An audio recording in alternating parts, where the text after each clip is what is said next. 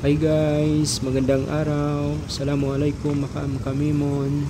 So dito ako ngayon sa Bonggao pa rin. So ito yung ano natin, always na starting point pag tayo ay magta-travel sa mga klase-klaseng lugar sa Tawi-Tawi. So dito ako ngayon sa may dito sa Notre Dame na Notre Dame yung bagong commercial center nila. Pupunta tayo ngayong araw papuntang Sibuto. So, i-share ko sa inyo yung itinerary kung paano pupunta ng Sibuto. So, yung sa Sibuto pala guys, ganun din yung travel niya. Bali, isahan lang, wala nang balikan. Bali, pag pupunta ka ng Sibuto, ibig sabihin, bukas ka pa makauwi ng Bonggao. So, ganun yun. Yung main point nila is yung Bonggao. Bali, everyday yung travel naman sa papuntang Sibuto at saka si Tangkay. So Sibuto yung pupuntahan natin. Meron ding isang sakayan doon guys pag MWF doon sa Chinese Pier, yung sinakyan natin nung una, yung sa Tandubas. Meron din doon papuntang Sibuto. So dito lang ako kasi ito yung nakasanayan ko sa sa may Waikiki. Waikiki yung sasakyan natin. Dito kasi yung nakasanayan ko sa may Waikiki. So yung pamasahe papuntang Sibuto is worth of 800 pesos. Pag sa Sitangkay naman is yung pamasahe is 1,000 pesos. So ito na guys, ito na yung way. Ituturo ko na sa inyo kung saan yung daanan papuntang Waikiki. So araw-araw yung travel nito sa Waikiki, papunta ka ng Sibuto, Sitangkay. So dito yung niya, yung landmark niya sa Bonggao, katabi ng Happy. Yan. Tapos sa likuran niya, papunta tayo ng malapit to siya sa malapit sa Jampatan, sa port ng Bonggao. So nandun banda yung lalakarin natin, hindi natin ikakat para at least may idea tayo. Then pagkatapos natin i-snack tayo doon sa may Hanas. Masarap yung halo-halo nila doon. So ayan guys, straight ka lang dito.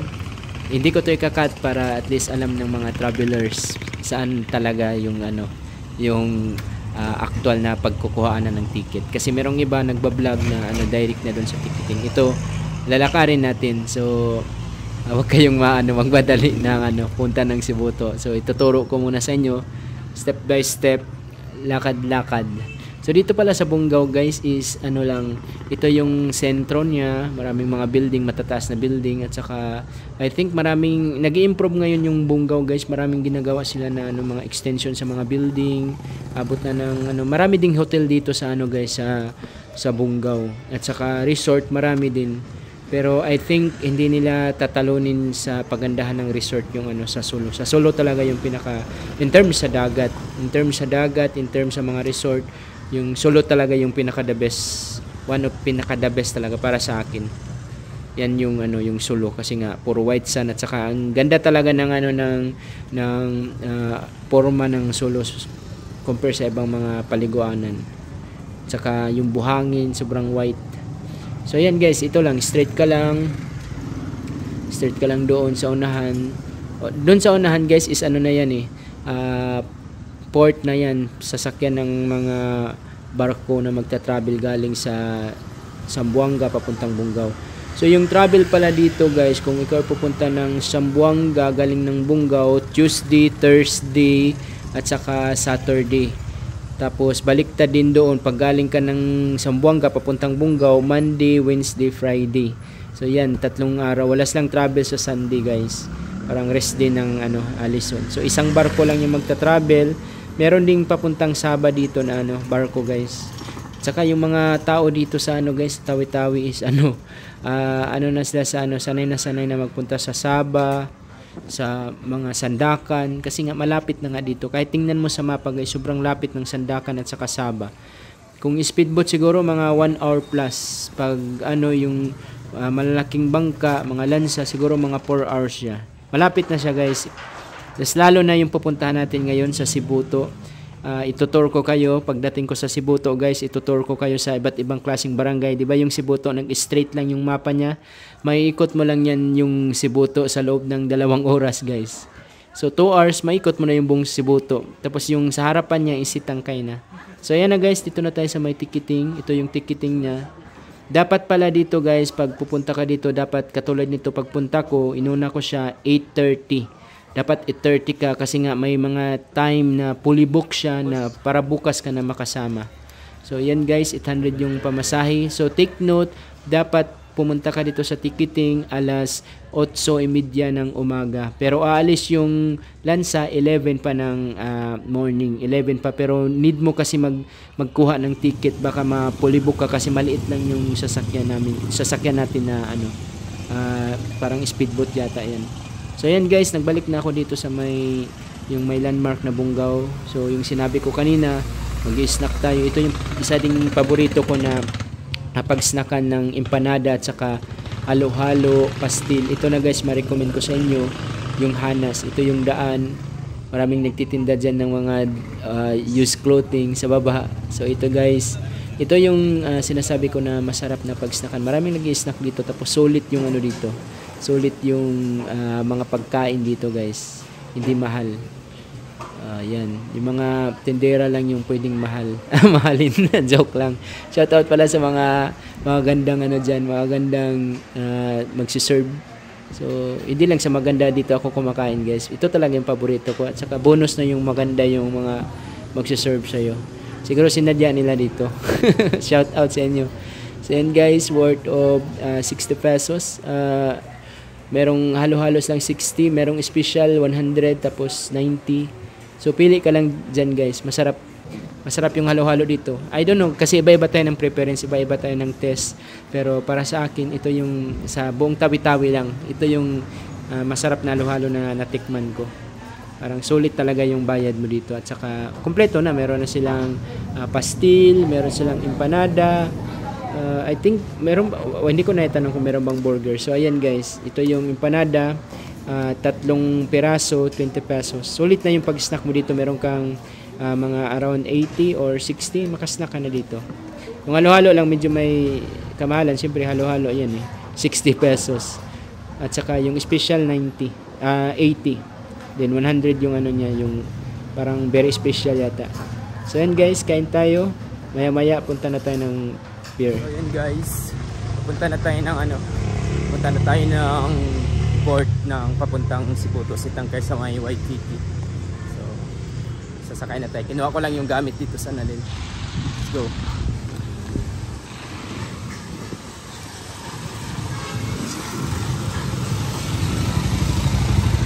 Jambatan.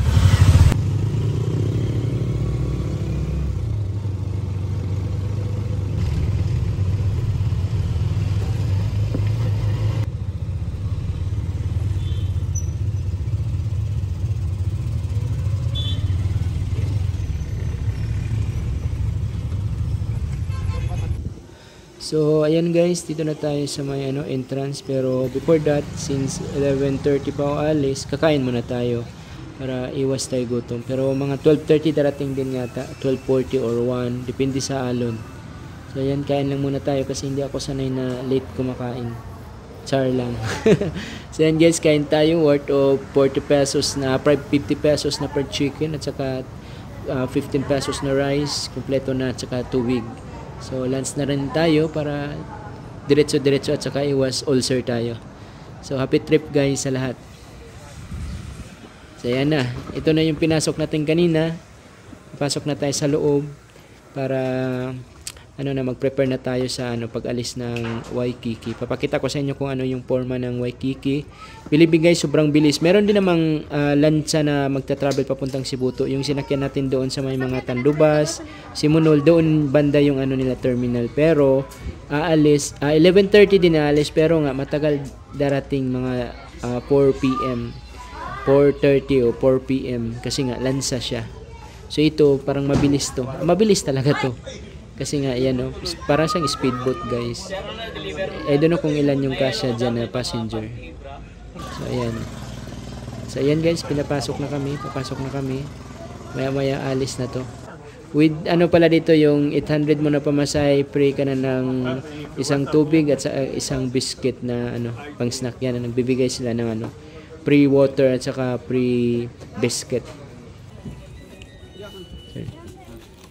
So ayan na guys, ready na.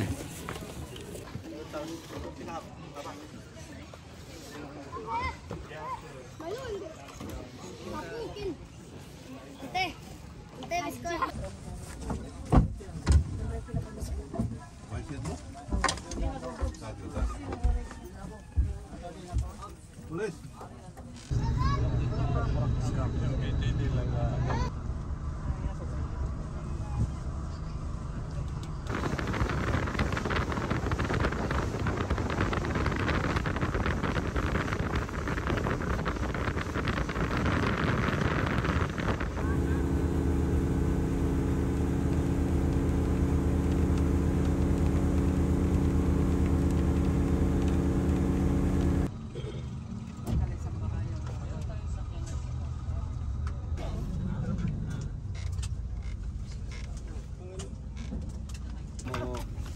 Kamu na ulan.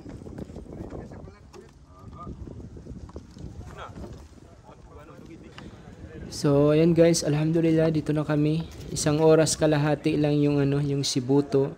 Sinabi ko na sa inyo, mabilis ito tumakbo. Ayan guys, sobrang liit lang niya pero grabe yung takbo niya guys. 4 yung makina niyan. So dito na kami sa Sibuto, exactly 12:50 ng afternoon. 12:55. So alhamdulillah okay naman yung klima, okay naman, hindi naman maalon. Papakita ko din sa inyo guys, yun ang guys, yun ang lansa na magta-travel din papuntang Bungaw, Sibuto. Meron pang isa dito guys. Meron pang tinatawag na Wita-Wita. Nasa gilid, ipakita ko sa inyo yan. Wita-Wita water taxi pala yung tawag niyan. Schedule lang yan, MWF yung schedule niyan.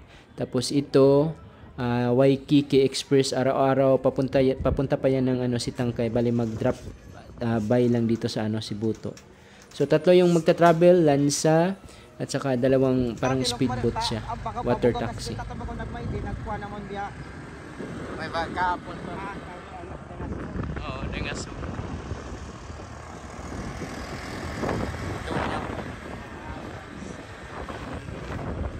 Late enough post.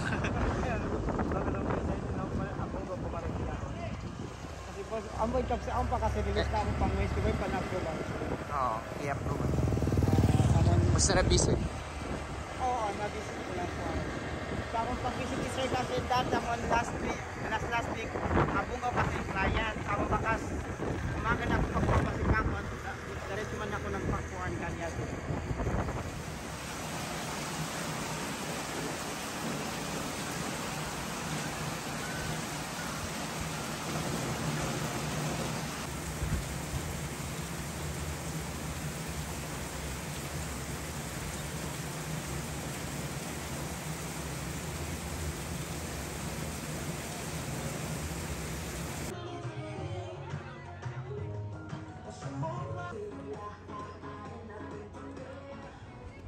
So ayan guys, magandang umaga. So maulan kahapon pero tumigil lang din, pero mahirap na mag-vlog kasi nga hapon na, alanganin na din. So dito tayo yung starting point natin. Dito ako sa may MSU, nag-stay sa MSU School. So ayan guys, maraming estudyante early in the morning. It's 7 AM, flag ceremony nila. So magta-travel din tayo guys, ikot-ikot tayo sa lugar ng Sibuto. So itutour ko kayo, mag-motor tayo para at least makita nyo yung kung ano yung mga pormahan ng bahay, ano yung sinasabi nila na dangerous na place daw. So walang ganun sa Tawi-Tawi guys, believe me. Pag kayo'y nandito, walang gagalaw sa inyo, bakit pa kayo gagalawin? So tingnan nyo lang yung guys, napaka-kalmado, very religious din yung mga tao dito. Mga religious din yung mga tao dito guys. Yung tribe pala dito is mga Sinama, katulad sa sa Simunol, pero I think merong pagkakaiba yung salita nila, pero magkakaintindihan din sila. So Sinama yung mga tao dito, parang I think kulang lang yung dito, yung Tausug, kunti lang. So Sinama yung karamihan dito. So and guys, mag-ikot-ikot tayo, enjoy kayo sa panonood. Yung mga hindi pa nakapunta sa Tawi-Tawi, ito yung Sibuto.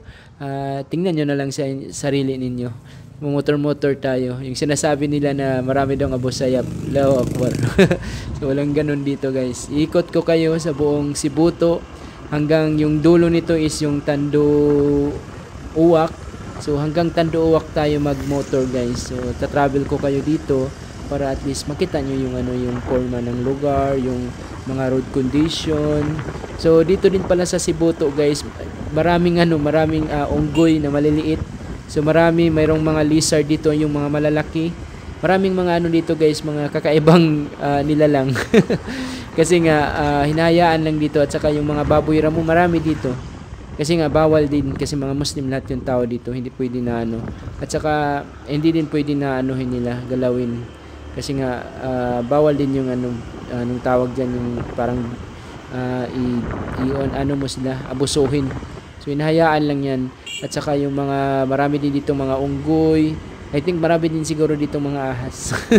So sobrang, pero mainit yung panahon dito. Mainit yung klima, pero merong part na malamig doon sa may mga sa gitna ng bundok, meron din doon. Madadaanan natin guys. At saka dito din pala guys, yung yung paliguan guys is sobrang, I think free lang yata lahat, parang project to nila. Kasi pag maligo kami doon, walang bayad siya. Meron din ditong tinatawag na kaban-kaban, yung malamig na pool, parang flowing din siya yung tubig. Masarap maligo doon. Tapos dito guys, ang daming paliguan, maraming Saturday, Sunday na maraming paliguan dito guys na libre lang. I don't know kung ngayon meron na sigurong bayad, pero white sand din dito guys. Ayan yan guys, dito banda, sobrang dami yan. Libre yung mga cottage dyan. I don't know kung meron ng bayad ngayon, pero nung last time naligo kami, free lang yan. Parang project nila, parang property nila, ginawang lang, project na free sa lahat. Tsaka meron ding magandang dito guys na resort, hindi ko na video. At saka dito din yung mga tinatawag na mga old masjid. Dito yung yung nilibing si sabi nila, according kanila yung unang nagtayo ng Islam dito, Sheikh Makdum, dito nilibing daw sa Sibuto according sa kanila. I don't know kung proof fact ba or ba yung pero kiniklaim nila na dito nilibing si merong nga dyan, libingan niya na parang structure na nagpo-proof na dito nilibing. At saka maraming mga masjid dito na malalaki, at saka mga ganda yan, mga color rainbow, mashallah. Tapos doon pa sa unahan, maraming masjid dito guys na malalaki, at saka mga old na mga masjid. Parang simunol din yung essence dito, malinis, kita mo naman sa paligid, okay yung daan, simentado yung daan, malinis, at saka normal living. Yung sinasabi ng mga tao, ng ibang tao na delikado yung Tawi-Tawi, punta kayo dito sa Tawi-Tawi, you are free. Bala kayo dito, walang magano sa inyo dito, magkidnap, walang magano sa inyo. Yung mga tao dito is very religious, very calm. Alam mo, pag isang lugar religious yung mga tao sa Islam, iba din yung merong mga Muslim, kasi katulad din yan ng Christian. May mga tao na Christian pero hindi naman sila sumusunod sa hindi naman religious. Ito sila iba dito. Ito na mga Muslim is mga religious sila. Kung ibig sabihin yan, pag religious yung isang lugar, takot yan sila sa mga mga krimen. Pero pag anuhin mo sila, na talagang lalabanan ka nila. Pero pag wala ka namang ginagawa na masama, peaceful talaga yung lugar. Tingnan nyo, ito yung essence pag nandito ka sa Sibuto. Shout out pala sa mga taga Sibuto dyan. Meron din mga vlogger na taga Sibuto. Shout out sa inyo. Yan, dito ako sa lugar ninyo. Yan yung isang malaking masjid, old masjid na din yan. Na i-vlog natin yan nung previous. Ngayon, motor-motor lang muna tayo kasi nga hindi ko pa alam yung may mga pag-snackan naman dito, pero I think masusort tayo sa oras. Yung ko lang dito, purpose is ipakita lang sa inyo kung yung ng lugar, yung pormahan ng lugar, yung mga bahay. Maraming magagandang mga bahay din dito guys. At saka of course, maraming magagandang babae. Mashallah. So alam mo na dito, siyempre nandito yung mga Arabo, siyempre nalahian din sila. So I mean, magaganda talaga. At saka mga handsome din sila. Mga sinama, matatangos yung mga ilong pag sinama guys. Halos karamihan, ito yung tribe na halos karamihan matatangos yung mga ilong, at saka tausog din. So yan sila. So ito guys, ito yung pormahan sa mga kabahayan, mga estudyante, naglalakad. Uso din dito yung bike guys, pero I think nag-convert na yung iba sa mga motor kasi may afford naman sila. Yung main source of income nila dito is agal-agal, seaweeds, farming, yung sa dagat magtanim sila ng mga seaweeds, marine products, mga isda i-deliver sa sa Bungaw. Ganun yung system dito. Mga pangingisda lang, at saka seaweeds farming. Tapos yung mga anak nila, yung mga high school, wala kasing college dito, doon sa Bungaw yung mga college nila na anak, or sa Zamboanga kung mayaman talaga. Pero yung sakto-sakto lang dito lang sa ano sa Bungaw, sa emission. Merong emission sa ano sa Bungaw. So ayan guys, normal day. Enjoy nyo na lang yung pag-rides namin para at least aware kayo sa situation ng Tawi-Tawi. Ito sa akin guys is mga real experience. Wala tong mga cut-cut, walang edit-edit. Hindi ko pinaganda, hindi ako naggawa-gawa ng kwento. Ito talaga yung makikita mo pag dito ka sa Tawi-Tawi. Napakainit. Pero first ko naman yung ano. So walang mangyayari sa'yo dito kahit mag-isa ka lang dito. Problema lang kung wala ka matulugan. Pero pwede ka naman mag-ano doon sa ano, coordinate ka sa tourism or sa municipal office. So ito guys, yung mga footages guys, enjoy nyo na lang. Ito yung normal living sa Cebu to. So maraming salamat, subscribe kayo at saka i-like nyo din. Pwede din kayong mag-request kung saan dito sa Tawi-Tawi yung gusto nyo. Yung hindi ko lang siguro mapuntahan dito is yung pinakamalayo, yung Mapon. Parang I think malabo na ako makapunta doon kasi sobrang layo na yun. Pero kung mabigyan ako ng chance makapunta doon, why not? Diba? Kung meron tayong pundo. So wala din ako sigurong kakilala doon, mahirap. So ito na guys, enjoy kayo guys. Motor lang to, rides, at least real experience, matatanaw nyo. Para na din kayo nagpunta dito sa Cebu to. So klarong-klaro naman yung mga footages. So inano ko talaga yan ng maayos para sa inyo na ma-experience nyo yung ano, real essence sa isang lugar. So enjoy guys.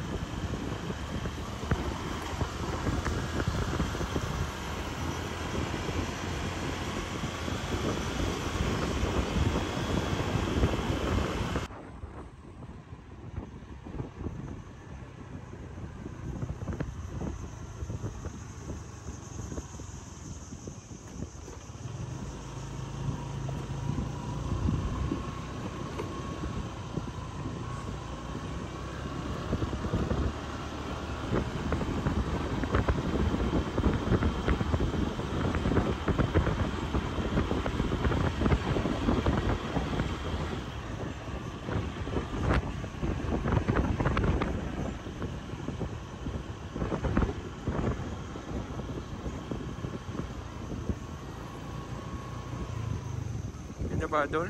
Oo, sir. Ipasod ka na? Oh, so, kaya mo ra. Oo.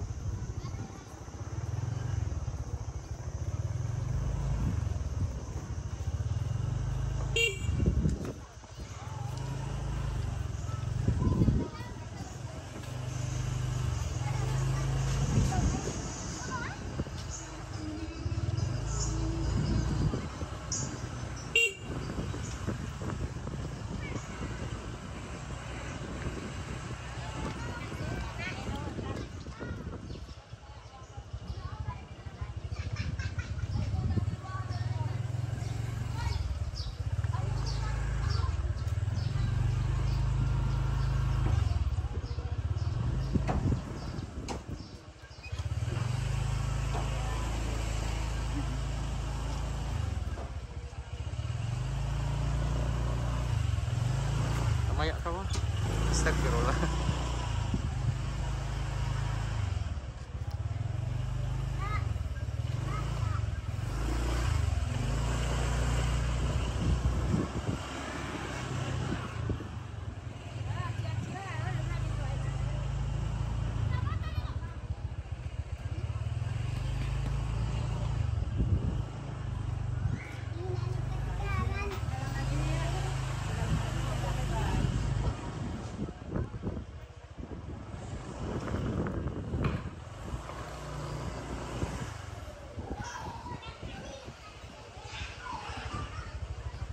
Ano to?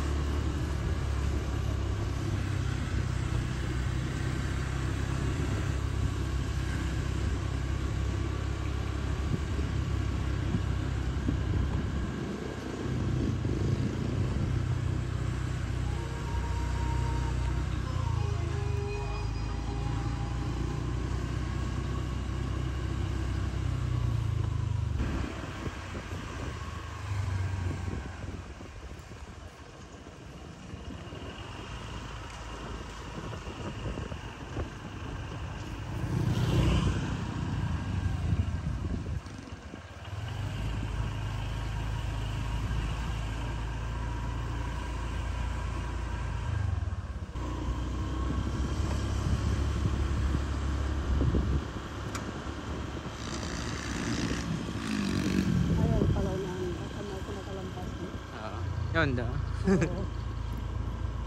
Napit kita angka.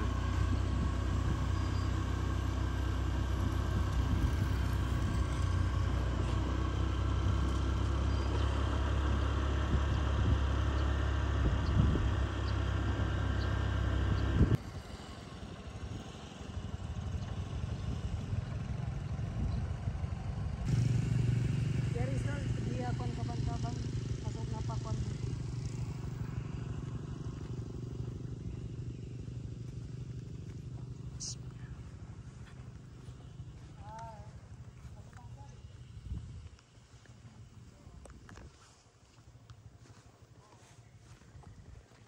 Ito yung malamig na ano guys, malamig na paliguan ng ano, si Boto. Sikat Kaban-Kaban. Yan guys. Flowing yung ano nito, tubig. Yan yung paliguan guys. Sobrang lamig yan guys. Maraming punong kahoy.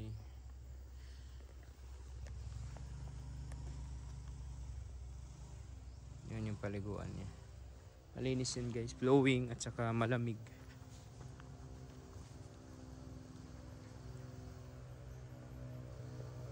May mga isda pa siya guys ha. Klaro pa yung isda. Nasa gilid lang siya ng kalsada guys. Kaban-kaban, natural pool. Natural siya, flowing siya. Kaso lang parang nakakatakot siguro dyan lumangoy. I don't know. Pero maraming naliligo dito guys tuwing Saturday. So yan lang guys.